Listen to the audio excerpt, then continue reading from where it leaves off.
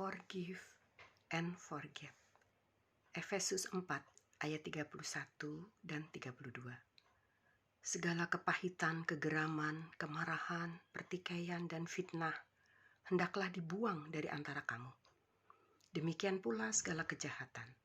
Tetapi hendaklah kamu ramah seorang terhadap yang lain, penuh kasih mesra, dan saling mengampuni, sebagaimana Allah di dalam Kristus telah mengampuni kamu. Tuhan Yesus menghendaki kita untuk saling mengampuni. Karena ketidakmauan dan ketidakmampuan kita untuk mengampuni orang yang telah bersalah kepada kita akan menyebabkan kegagalan dalam mengalami penggenapan janji Tuhan dan kehilangan perkenanan Tuhan, baik selama kita hidup di dunia ini maupun di kekekalan nanti. Menyimpan kepahitan di dalam hati sama sekali tidak akan membawa kebaikan dalam hidup kita. Malah kepahitan itu akan semakin merusak dan membuat kita hidup dalam penderitaan, kegagalan, dan kehancuran. Serta yang lebih mengerikan lagi akibatnya adalah kita kehilangan kasih karunia dan damai sejahtera. Belum lagi kegagalan kita mengampuni dan lupakan kesalahan orang lain bisa menyebabkan gangguan kesehatan baik secara rohani, fisik maupun secara kejiwaan yang tidak terelakkan. Sebab kita menjadi seperti hidup dalam kemunafikan. Tidak disadari sudah merasa sombong dan sayang diri yang keliru, gengsi dan yang sejenisnya. Sebaiknya itu semua ditanggalkan. Sebab itu menjadi penghalang laten yang mengikis kebaikanmu dan itu menunjukkan siapa dirimu sesungguhnya. Bukankah Yesus mengajar kita, murid-muridnya, untuk bersikap rendah hati dan lembut hati? Meskipun mungkin menurut saudara, orang itu telah menyakiti, merugikan, mengkhianati, merebut kebahagiaan, atau bahkan membuat hidupmu menderita atau sengsara, orang itu sungguh sangat tidak pantas diampuni. Tapi tetap saja kita harus taat dan dengar-dengaran. Forgive and forget. Kita harus bisa mengampuni dan melupakan.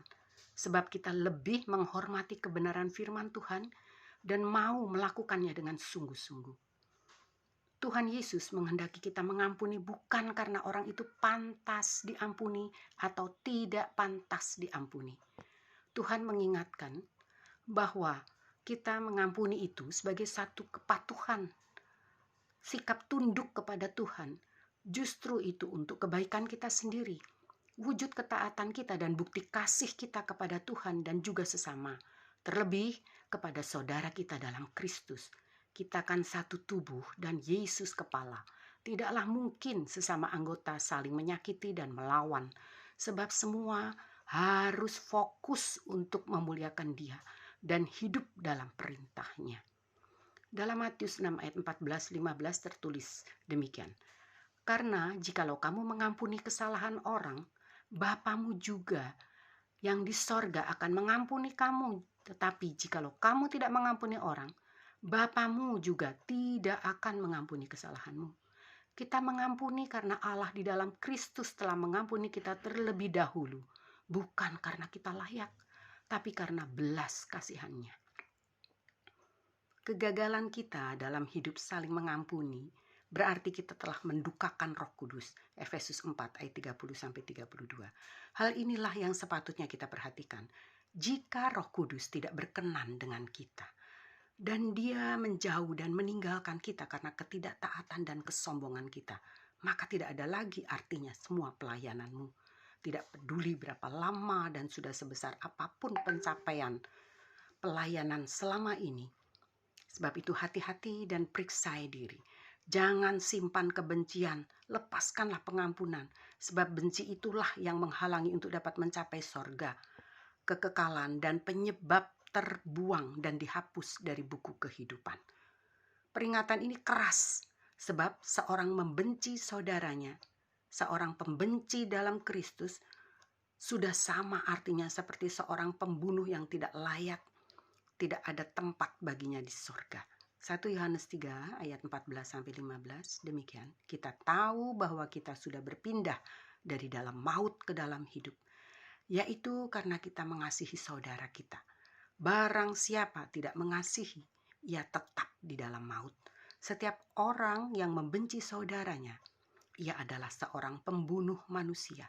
Dan kamu tahu bahwa tidak ada seorang pembunuh yang tetap memiliki hidup kekal di dalam dirinya. Saudara, ingatlah bahwa perhitungan-perhitungan dan ukuran kita akan diukurkan kembali kepada kita. Matius 7 ayat 1-5. Jangan kamu menghakimi supaya kamu tidak dihakimi. Karena dengan penghakimanmu yang kamu pakai untuk menghakimi, kamu akan dihakimi. Dan ukuran yang kamu pakai untuk mengukur akan diukurkan kepadamu. Mengapakah engkau melihat selumbar di mata saudaramu, sedangkan balok di dalam matamu tidak engkau ketahui? Bagaimana engkau dapat berkata kepada saudaramu, biarlah aku mengeluarkan selumbar itu dari matamu, padahal ada balok di dalam matamu.